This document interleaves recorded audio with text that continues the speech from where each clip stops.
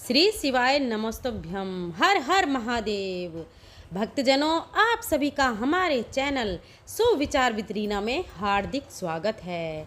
आप सभी का दिन शुभ और मंगलमय हो। भगवान भोलेनाथ और माता पार्वती की कृपा आप और आपके परिवार पर सदा सर्वदा बनी रहे।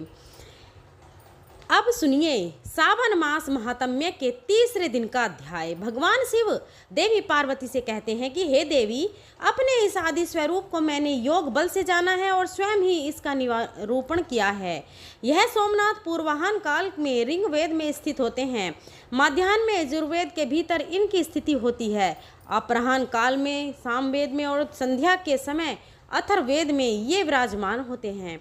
मैं अंधकार से परे सूर्य के समान प्रकाशमान इस अंतर्यामी महापुरुष सोमेश्वर को जानता हूँ। इनको ही जानकर मनुष्य कभी मृत्यु को प्राप्त नहीं होता है, अर्थात मुक्त हो जाता है।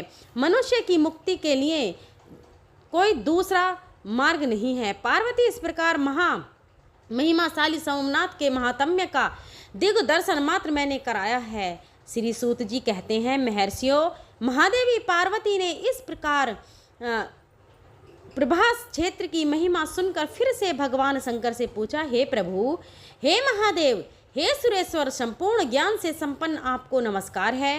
प्रभु, इस दिव्य लिंग का सोमेश्वर नाम किस समय हुआ? कृपया पूर्वक यह भी बताइए। तब भगवान शंकर कहने लगे, देवी, पूर्व काल में मैं स्पर्शलिंग स्वरूप से विद्यमान था। उस समय कोई भी मनुष्य यहाँ मुझे नहीं जानता था। जब प्रलय के बाद महाकल्प का आरंभ होता है और ब्रह्मा जी का भी लय होकर नूतन ब्रह्मा की सृष्टि होती है, उस समय मेरे इस दिव्य लिंग का नाम भी बदलकर दूसरा ही हो जाता है। अतः अब तक 6 ब्रह्मा बदल गए हैं और अब ये 7वें ब्रह्मा चल रहे हैं। इस समय जो प्रजापति ब्रह्मा जी हैं, इनका नाम सतानंद है। देवेश्वरी, यह ब्रह्मा जब 8 वर्ष के हुए तब से लेकर मेरे इस लिंग का नाम सोमनाथ प्रसिद्ध हुआ है।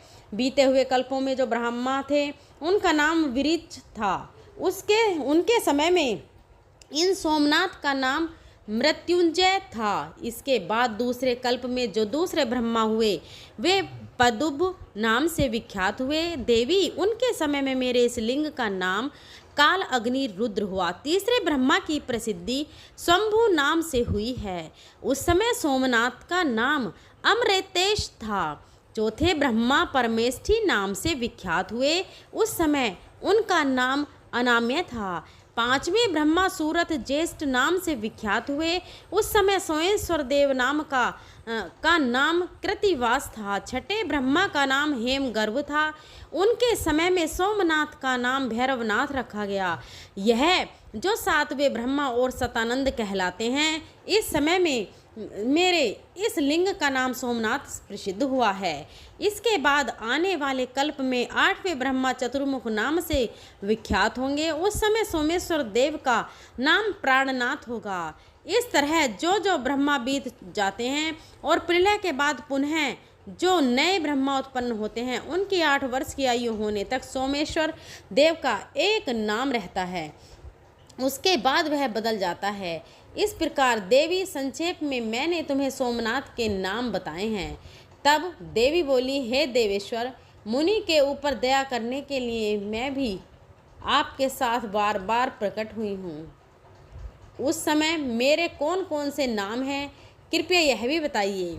तब महादेव जी कहने लगे, आदि कल्प में तुम्हारा नाम जगत माता था, दूसरे में जगत जननी, तीसरे में संभवी, चौथे में विष्णुपणी, 5वें में नंदिनी, 6ठे में गंडाबिका और 7वें में तुम्हारा नाम विभूति हुआ है।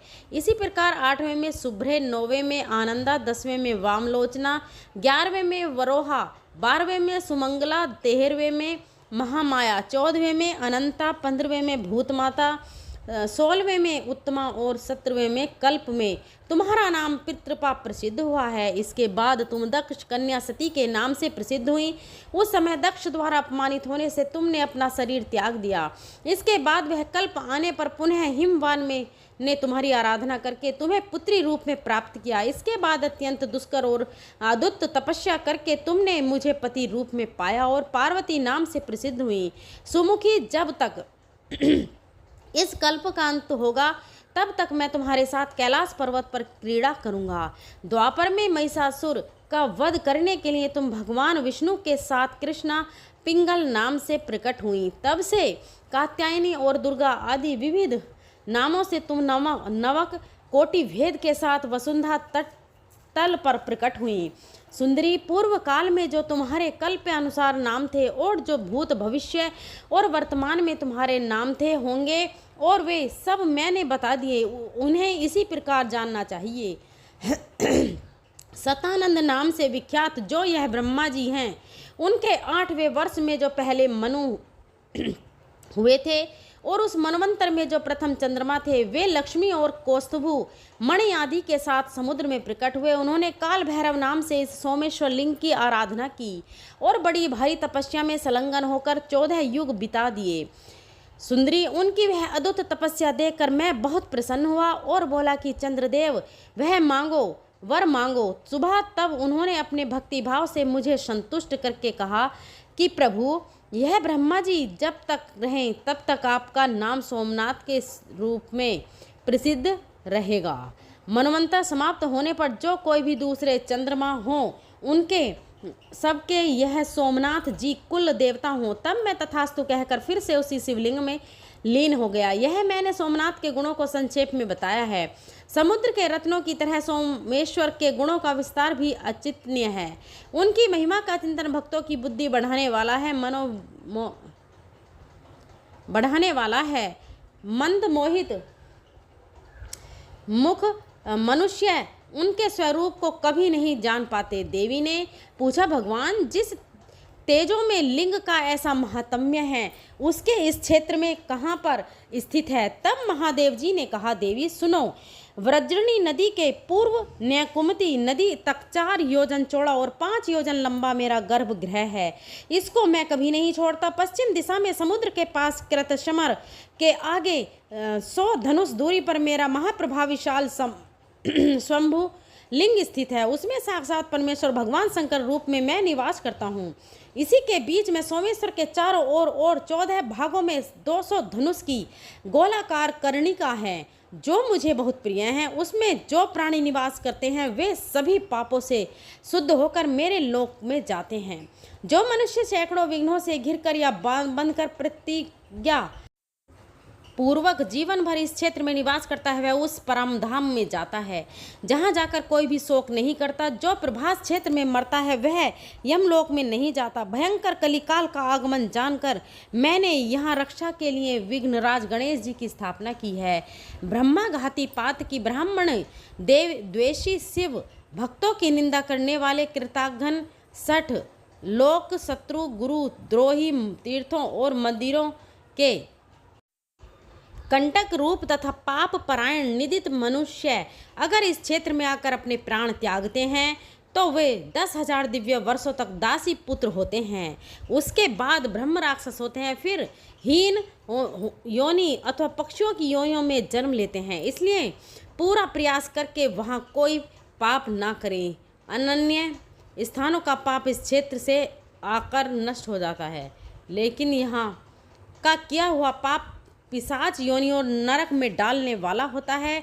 जो मनुष्य अपने मन को एकाग्र और संयमित रखकर इंद्रियों को अपने वश में करके मेरा ध्यान करते हुए यहाँ सत रुद्र का जप करते हैं, वे निसंदेह सिद्ध हो जाते हैं।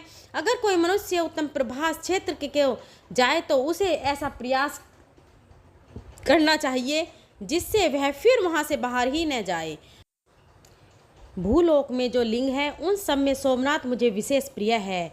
देवी, इस दिव्य लिंग में जो गुण हैं वह मुझे ही ज्ञात हैं, उन्हें मैं ही जानता हूँ और दूसरा कोई भी किसी भी प्रकार उन्हें जान ही नहीं सकता। जिस समय ना ब्रह्मा थे, ना भूमि थी, ना सूर्य थे और ना यह संपूर्ण जगत ही था। उस समय ब्रह्मा जी के प्रलय काल में यह दिव्यलिंग भावनी व्रति का आश्रय लेकर अर्थात भविष्य में मुझे यहीं पर प्रकट होना है, ऐसी भावना रखकर इस स्थान की रक्षा करता रहा। देवी देव मनुष्य आदि सब लोग अभी तक संसार में भ्रमण करते हैं, जब तक कि मेरे सौ रूप भूत सोमनाथ को प्राप्त नहीं होते।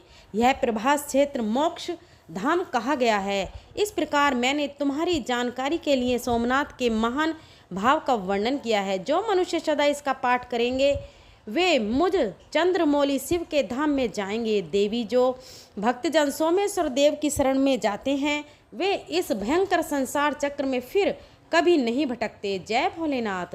आज का महात्म्य समाप्त हुआ। अब सुनिए शिव जी की कथा। आज आप रसपान करेंगे भगवान भोलेनाथ और भगवान के एक सच्चे भक्त की कहानी, जिसके पास भोलेनाथ को अर्पित करने के लिए कुछ भी नहीं था। बाकी लोग तो मंदिरों में आया करते, भगवान को बहुत महंगा महंगा चढ़ावा भी अर्पित करते, लेकिन वो भक्त था एकदम निर्धन, खाली हाथ आता था और भगवान के मंदिर में कुछ देर बिताकर सच्चे मन से भगवान का ध्यान करता, दीप जलाता और वापस अपने घर को लौट जाता।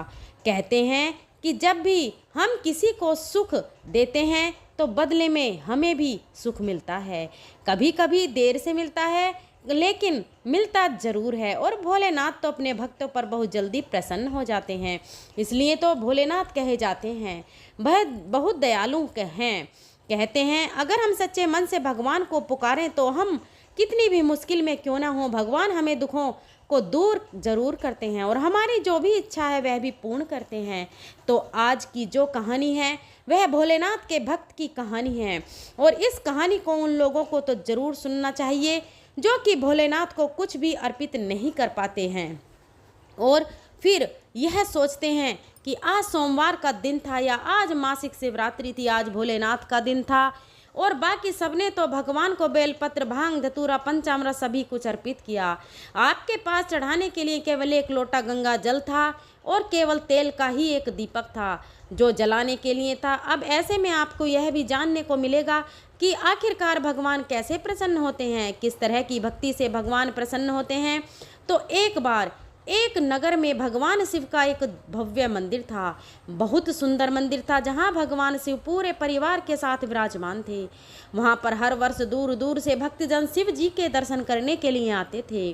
सावन का महीना चल रहा था, दूर दूर से कावड़ लेकर भगवान शिव का जल अभिषेक करने आए हुए थे। मंदिर पूरा भक्तों की भीड़ से भरा हुआ था। तभी अचानक आकाश में बिजली कड़की और सोने का एक थाल उस जगह से उतरा। उसी के साथ एक भविष्यवाणी भी हुई कि जो कोई भी भगवान शिव का सच्चा भक्त और प्रेमी होगा उसी को यह थाल मिलेगा। मंदिर के भवन में उपस्थित सभी लोगों ने यह भविष्यवाणी साफ साफ सुनी। सुनते ही धीरे धीरे सभी लोग इकट्ठे हो गए। सोने का थाल था, सभी लोग चाहते थे कि हमें यह थाल मिल जाए। जो लोग मंदिर की व्यवस्था देखते थे, यानी कि हर दिन मंदिर की साफ सफाई की व्यवस्था रखते थे, मंदिर में हर दिन पूजा पाठ की व्यवस्था देखते थे, उन्हें तो यह विश्वास था और विश्वास भी पूरा था कि यह थाल तो हमें ही मिलेगा, क्योंकि हम ही हैं जो इस मंदिर की देखभाल करते हैं और सच्ची सेवा भी करते हैं और सबसे पहले पूजा भी हम ही इस मंदिर में करते हैं। तो इस तरह से उन्हें तो पूरा विश्वास था, इसलिए वह भीड़ में सबसे आगे जाकर खड़े हो गए कि हम थाल को सबसे पहले छुएंगे। सबसे पहले एक पंडित जी आए और कहने लगे, देखिए मैं भगवान का हर दिन नियम में से अभिषेक करता हूँ, अतः मैं ही भोलेनाथ का सच से सच्चा प्रेमी और भक्त हूँ, इसलिए यह थाल तो मुझे ही मिलना चाहिए। ऐसा कहकर पंडित जी ने सोने का थाल उठाया। जैसे ही पंडित जी ने थाल को छुआ, थाल सोने की जगह पीतल का हो गया। वो पीतल में बदल गया, जिसे देखकर पंडित जी बड़े शर्मिंदा हुए। उन्होंने थाल को उसकी जगह पर रख दिया और वहां से दूर खड़े हो गए। इसी तरह वहां पर भीड़ में उपस्थित लोगों ने बारी बारी से खुद को आजमाया। बाकी जितने भी लोग वहां पर थे वह सभी आते, थाल को छूते और थाल कभी मिट्टी का तो कभी पीतल का, कभी बन जाता, सोने का नहीं रहता। इस तरह वह थाल को वापस उसी जगह पर रखकर वापस जाते रहे। इसके बाद जब उस नगर के राजा को इस बारे में पता चला तो राजा दौड़े दौड़े आए। राजा थे, धन की सुख संपत्ति की कोई कमी नहीं थी। राजा सोचने लगे कि मैंने महादेव के मंदिर में बहुत भारी दान दक्षिणा दी है, मंदिर निर्माण में भी मैंने सहयोग किया है, इसलिए यह थाल तो मुझे ही मिलना चाहिए। ऐसा कहकर जैसे ही राजा आगे बढ़े और थाल उठाया, जैसे ही थाल उठाया, थाल तांबे का हो गया। यह देखकर महाराज भी बड़े शर्मिंदा हुए। थाल को वापस चुपचाप उसी जगह पर रखकर एक तरफ खड़े हो गए। इसके बाद इसी तरह एक से बढ़कर एक दानी महात्मा और भक्त पधारे, लेकिन किसी के हाथ में थाल पीतल का हो गया तो किसी के हाथ में तांबे का हो गया, किसी के हाथ में मिट्टी का, सोने का तो रहा ही नहीं। तब सभी लोगों को पता चल गया कि हम में कोई भी महादेव का सच्चा भक्त ही नहीं है, यानी कि अब तक हमने अपने जीवन में महादेव की जो पूजा भक्ति की है वह सच्ची थी ही नहीं। उस सभी में स्वार्थ या झूठ था, दिखावा था। उसी समय एक गरीब किसान का वहां आना हुआ। वह बेचारा महीनों बाद आज चतुर्मास के शुभ अवसर पर भोलेनाथ के दर्शन करने आया था। चतुर्मास का समय कभी भी बुरा नहीं होता। चतुर्मास के समय में शुभ मांगलिक कार्य नहीं किए जाते हैं, लेकिन इन 4 महीने में भगवान की भक्ति जरूर करनी चाहिए। पूजा पाठ से संबंधित जैसे कि आप भजन, कीर्तन, महापुराणों की कथाओं का पाठ या श्रवण इन दिनों कर सकते हैं। तो चतुर्मास के शुभ अवसर पर बेचारा बहुत दिनों के बाद वह भोलेनाथ के दर्शन करने आया था। एक तो गरीबी, ऊपर से गृहस्थी के बोझ तले दबा हुआ वह गरीब दिन रात खेतों में मेहनत मजदूरी करके अपना और अपने परिवार का गुजारा किया करता था। अभी रास्ते में ही आ रहा था कि कोई भिखारी उसे मिल गया और कुछ मांगने लग गया। इस किसान को उस पर दया आ गई। अपने खाने के लिए जो खाना वह साथ लाया था, जो कि वह काम करने के दौरान अक्सर बीच में खाया करता था, उसने वही खाना उस भिखारी को दे दिया, यह सोचकर कि शायद इस खाने की ज़रूरत मुझसे ज़्यादा इस भिखारी को है। थाल के बारे में उस गरीब किसान ने भी सुना था, लेकिन उसने इस ओर बिल्कुल भी ध्यान नहीं दिया, यह सोचकर कि मैंने तो ना कभी भगवान को चढ़ावा चढ़ाया, ना कभी मैंने नियम पूर्वक मंदिर गया, ना मैंने कभी ब्राह्मणों को भोजन कराया, ना कोई दान दक्षिणा ही दी। दान दक्षिणा कैसे देता? बेचारा बड़ी मुश्किल से तो अपने परिवार का पेट पाला करता था। तो वह व्यक्ति सीधा मंदिर में गया और महादेव का पूजन करके बाहर आ गया। परिक्रमा करके जब वह जाने को तैयार हुआ, तभी पीछे से एक व्यक्ति बोला जो भीड़ में ही था। उसने कहा, भाई जरा तुम भी इस थाल को उठाकर देख लो, हो सकता है तुम ही वह सच्चे भक्त हो जिसके लिए यह थाल आसमान से उतर के आया है। किसान को लगा कि वह व्यक्ति उसका मजाक बना रहा है। किसान ने हंसते हुए अपना दुख छुपाते हुए कहा, भाई मैं तो कभी कोई पूजा पाठ भी नहीं करता और महीनों में एक बार आधा बार ही मंदिर आ पाता हूँ, मैं कहाँ का सच्चा भक्त। तो वह अजनबी कहने लगा, भाई हम सभी तो देख चुके हैं, हमारी भक्ति तो बिल्कुल भी सच्ची नहीं है। अब तुम भी अपना हाथ लगाकर आजमा कर देख लो, सोने का थाल मिले या ना मिले, किंतु यह तो पता चल जाएगा कि तुम्हारी भक्ति में कितनी सच्चाई है। वहाँ पर उपस्थित लोगों के बहुत आग्रह करने पर आखिरकार उस भोले भाले किसान ने जाकर वह थाल उठा लिया। जैसे ही उसने थाल उठाया, लोगों के आश्चर्य का ठिकाना नहीं रहा। सोने का थाल रोशनी से जगमग करने लगा, चमचमाने लगा, जिसे देखकर मंदिर में उपस्थित सभी लोगों के बीच में खुशियों की लहर दौड़ गई। सभी लोग देखते ही देखते उस गरीब किसान के और महादेव के जयकारे लगाने लगे और पूछने लगे कि भाई तुम ही तो सच्चे भक्त हो, अब हमें यह भी बता दो कि आखिरकार महादेव की भक्ति कैसे करते हो, कौन सा उपाय करते हो जिससे महादेव तुमसे इतने प्रसन्न हैं। तो वह किसान कहने लगा, भाई मैं कोई भक्ति नहीं करता। हाथ जोड़कर कहने लगा कि मैं तो केवल दिन भर खेतों में काम करता हूँ और थोड़ा समय निकालकर अपनी सामर्थ्य के अनुसार ज़रूरतमंद लोगों की मदद कर दिया करता हूँ। इसके अलावा मैं कोई भी विशेष कार्य नहीं करता।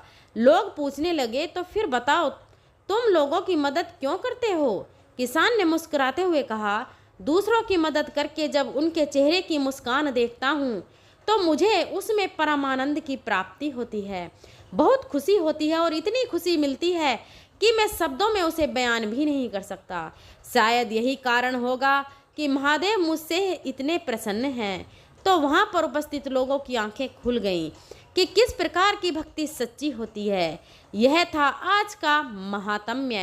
अब सुनिए शिव चालीसा का पाठ और आरती।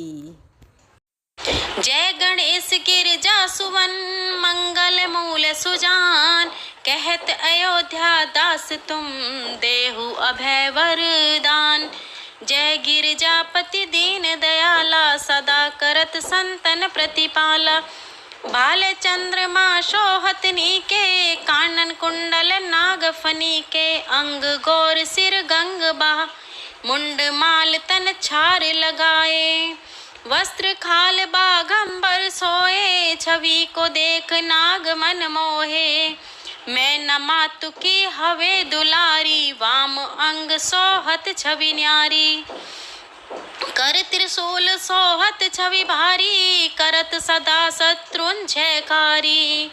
नंदी गणेश सोहे तह कैसे, सागर मध्य कमल हैं जैसे। कार्तिक श्याम और गणराऊ, या छवि को कह जात न काऊ। देवन जब ही आ जाए पुकारा, तब ही दुख प्रभु आप निवारा। किया उपद्रव तारक भारी, देवन सब मिली तुम्ही जुहारी। तुरत सनानन आप पठाए, लव निमेष महामारी गिराए। आप जलंधर असुर सहारा, सुयस तुमर विदित संसारा। त्रिपुरासुर शन युद्ध मचाई, तब कृपा कर लीन बचाई। किया तपी भागीरथ भारी, पूर्व प्रतिज्ञाता सुपुरारी।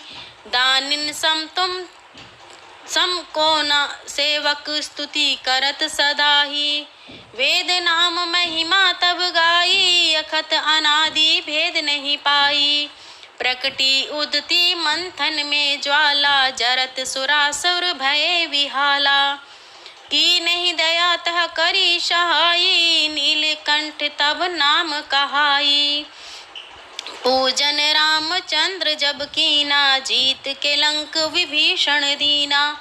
सहस कमल में हो रे धारी, कीन परीक्षा तुम ही पुरारी। एक कमल प्रभु राख ही जोई, कमल नयन पूजन चाह सोई। कठिन भक्ति देखी प्रभु शंकर, भय प्रसन्न दिए इच्छित वर। जय जय जय अनंत अविनाशी, करत कृपा सबके घटवासी। दुष्ट सकल नित मोहि सतावे, भ्रमत रहो मोहि चैन न आवे। त्राहि त्राहि में नाथ पुकारो, यही अवसर मोहि आने उबारो। ले त्रिशूल शत्रुन को मारो, संकट से मोहि आने उबारो। मात पिता भ्राता सब होई, संकट में पूछत नहीं कोई। स्वामी एक है आस तुम्हारी, आए हरू मम संकट भारी। धन निर्धन को देत सदा ही, जो कोई जाचे सो फल पाही। स्तुति के ही विधि करे तुम्हारी, क्षमौ नाथ अब चूक हमारी। शंकर हो संकट के नाशन, मंगल कारण विघ्न विनाशन। योगी यति मुनि ध्यान लगावे, नारद सारद शीस नवावे। नमो नमो जय नमः शिवाय, सुर ब्रह्मादिक पार न पाए। जो यह पाठ करे मन लाई, तापर होत है शंभु सहाई। रानिया जो कोई हो अधिकारी, पाठ करे सो पावन हारी। पुत्रहीन कर इच्छा जोई, निश्चय शिव प्रसाद तेहि कोई। पंडित त्रयोदशी को लावे, ध्यान पूर्वक होम करावे। त्रयोदशी व्रत करे हमेशा, ताके तन नहीं रहे कलेसा। धूप दीप दीप नेवद, शंकर सम्मुख पाठ सुनावे। जन्म जन्म के पाप नसावे, अंत धाम शिवपुर में पावे। कहे अयोध्या दास तुम्हारी, आए हरो आस तुम्हारी। जान सकल दख हरौ हमारी, नित नेम कर प्रातहि पाठ करे चालीसा। तुम मेरी मनोकामना पूर्ण करो जगदीसा। मगसर छठी हेमंत ऋतु संवत 64 जान। स्तुति चालीसा शिव ही पूर्ण कीन कल्याण। ओम नमः शिवाय। ओम जय शिव ओंकारा प्रभु जय शिव ओंकारा। ब्रह्मा विष्णु सदा शिव अर्धांगी धारा। ओम जय शिव ओंकारा। एकानन चतुरानन पंचानन राजे प्रभु प्रांचानन राजे।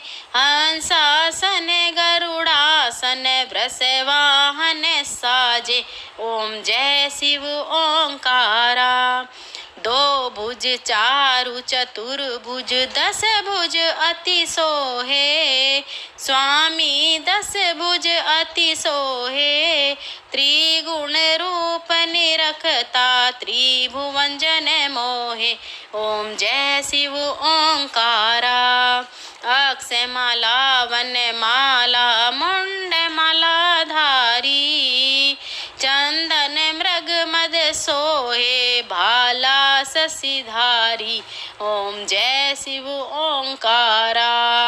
श्वेतांबर पीतांबर बाघांबर अंगे। स्वामी बाघांबर अंगे। सनकादिक गरुड़ादिक भूतादिक संगे। ओम जय शिव ओंकारा। कर के मध्य कमंडल चक्र त्रिशूल धारी। सुखकारी दुखहारी जग पालनकारी। ओम जय शिव ओंकारा। जानत सदा शिव जानत अविवेका स्वामी। अक्षर शोभित ये तीनों एका। ओम जय शिव ओंकारा। त्रिगुण स्वामी जी की आरती जो कोई नर गावे। स्वामी प्रेम सहित गावे। शिवा कहते शिवानंद स्वामी। हरि हर स्वामी सुख संपत्ति पावे। ओम जय शिव ओंकारा। ब्रह्मा विष्णु सदा शिव अर्धांगी धारा। ओम जय शिव ओंकारा। भक्तजनों, आपको आज की कथा कैसी लगी कमेंट बॉक्स में जरूर बताएं और कमेंट बॉक्स में जय भोलेनाथ जरूर लिखें। जय माता पार्वती। हमारे चैनल सुविचार वितरीना को सब्सक्राइब करें, बेल आइकन को प्रेस करें ताकि सभी वीडियो की नोटिफिकेशन आपको मिल सके। और अपने फ्रेंड और फैमिली में भी इस कथा को जरूर शेयर करें। अगर मेरे बोलने में कहीं गलती रही है तो मैं हाथ जोड़कर माफ़ी चाहती हूँ। धन्यवाद।